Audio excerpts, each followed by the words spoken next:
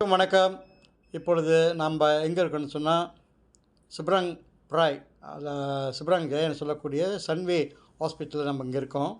அதாவது கடா சுங்கப்பட்டனை சேர்ந்த திரு சந்திரியா கண்ணையா என்பவர் வயது 59, உடல் ரீதியாக பாதிக்கப்பட்டு பெரிய அளவில் உடல் ரீதியாக பாதிக்கப்பட்டு இப்பொழுது இந்த மருத்துவமனையில் சேர்க்கப்பட்டிருக்கின்றார். இவருக்கு நிதி உதவி தேவைப்படுகிறது, அதாவது பற்றாக்குறை. அதாவது இவர் சாதாரண ஊழியர் தான், கம்பெனியில் வேலை செஞ்சுருக்காரு. ஸோ அவரோட மக இங்கே வேலை செய்கிறாங்க. இப்போ நம்மோடு அவங்க மக இணைஞ்சிருக்காங்க. ஸோ இந்த வேலையில் அவங்களோட மக நேரடியாக அவங்களோட சூழ்நிலையை, அப்பாவோட சூழ்நிலையை நம்மோடு பகிர்ந்து கொள்கின்றார். அதே வேளையில் அந்த மகளும் நம்மோடு உதவி கோரி அவங்களோட நேரடியாக சந்திப்போம். அம்மா வணக்கம்.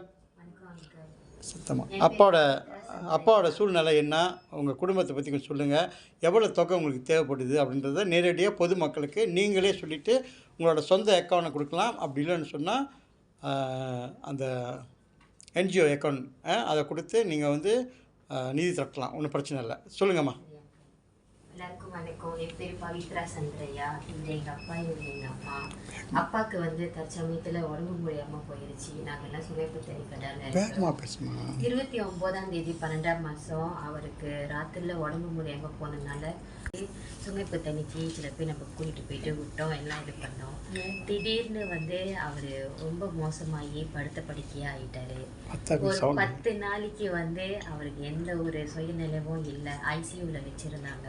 நம்மக்கிட்ட அங்கே உள்ள டாக்டர் 10 நாளாக அப்பாவை எஸ்பிஜிஹெச்சில் வச்சுருந்தாங்க. அங்கே இருந்த அந்த 10 நாளுமே நம்மக்கிட்ட எந்த ஒரு இதுவுமே தெளிவாக சொல்லலை. நான் சன்வி மெடிக்கல் சென்டரில் வேலை செய்கிறனால அங்கே இருக்கிற டாக்குமெண்ட்டோ இல்லை ரிப்போர்ட் எதையாவது ஃபோட்டோ பிடிச்சிட்டு இல்லை அங்கே இருக்கிற டாக்டர்கிட்ட கலந்து பேசிவிட்டு இங்கே இருக்கிற கார்டியாலஜி டாக்டர் மூலியமாக நான் தெரிஞ்சுக்கிட்டேன், எல்லாம் இது பண்ணேன்.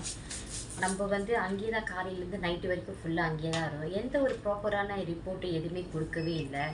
இடையில அந்த ஐசியூ ஸ்டேயில் இருந்தப்போ அவருக்கு திடீர்னு இன்ஃபெக்ஷன் ஆகிடுச்சு, லங்ஸ் இன்ஃபெக்ஷன் ஆகி நிமோனியாலாம் வந்துருச்சு. அது கூட அவங்க நம்மக்கிட்ட சொல்லலை, எதுவுமே இது பண்ணலை.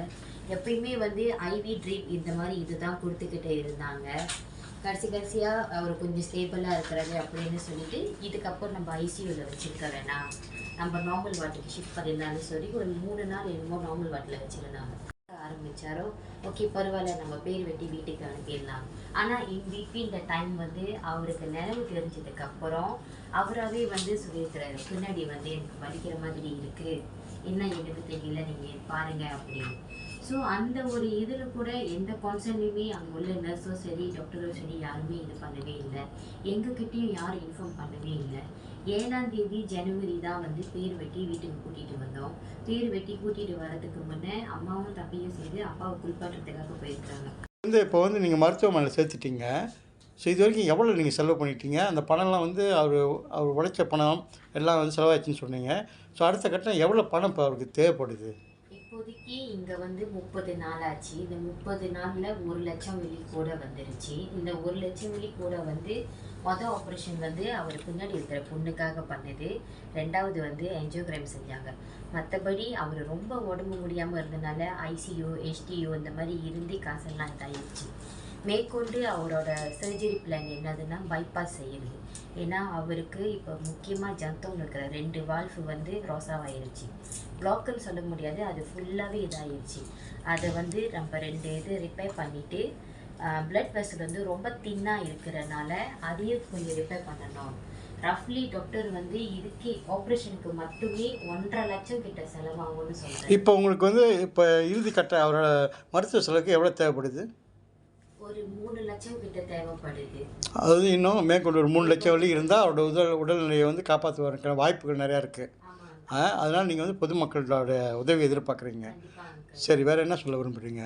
முடிஞ்ச அளவுக்கு எங்கள் அப்பாவுக்கு கொஞ்சம் உதவி பண்ணுங்க. ரொம்ப கஷ்டப்பட்டு வேலை செஞ்சவங்க, அவருக்காகவே இது பண்ணி எங்களுக்காகவே வாழ்ந்தவர். இது எங்ககிட்ட இப்போதைக்கு எந்த ஒரு இதுவுமே இல்லை. இருந்தால் நாங்கள் முடிஞ்ச அளவு எங்கள் அப்பாவுக்கு நாங்கள் எல்லாமே இது பண்ணுவோம்.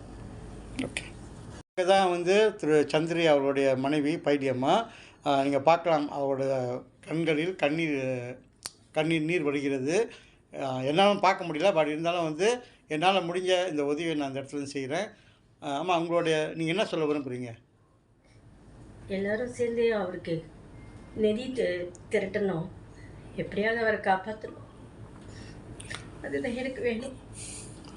அம்மா உங்களை காண்டாக்ட் பண்ணுறதுக்கு உங்களோட நம்பரை சொல்லுங்கள். 0111 08 25 366. ஓகே, அதாவது வந்து உங்களுக்கு ஏற்ற ஒரு 3 லட்சம் வழி தேவைப்படுது அப்பாவை காப்பாற்றுறதுக்கு.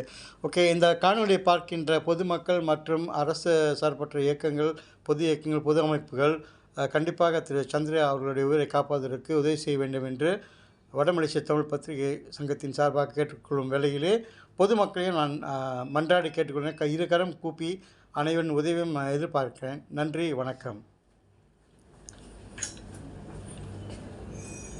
இந்த வேளையிலே சந்திர அவர்களுக்கு மருத்துவ நிதியை இந்த வங்கியில் நீங்கள் செலுத்தலாம். வங்கி, அதாவது பிஎஸ்என் வங்கி, அவரோட கணக்கு இருக்குது. இப்போ இதுதான் அரசு சார்பற்ற இயக்கம் வந்து அவங்களுக்காக உதவி செய்து கொண்டிருக்கின்றார்கள். அடுத்தபடியாக மருத்துவ அறிக்கைகளை நீங்கள் பார்க்கலாம். சன்வே ஹாஸ்பிட்டலில் உள்ள மருத்துவ அறிக்கை. வணக்கம். இந்த செய்தியை கொண்டு வருவது ரெப்போர்ட்டர்ஸ் ஆன்லைன் டிவி. எனவே உதவிக்கரம் எதிர்பார்க்கின்றேன். உங்களால் முடிஞ்ச உதவியை இந்த வங்கியில் சேர்த்து சந்திரியாவின் உயிரை காப்பாற்றுவதற்கு முயற்சி செய்வோம். நன்றி, வணக்கம்.